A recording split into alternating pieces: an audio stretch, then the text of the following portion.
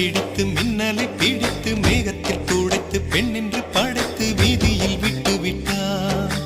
இப்படி இன்னொரு பெண்மையை படைக்க தன்னிடம் கற்பனை தீர்ந்ததை எண்ணித்தான் பிரம்மனும் மூர்ச்சையுற்றார்.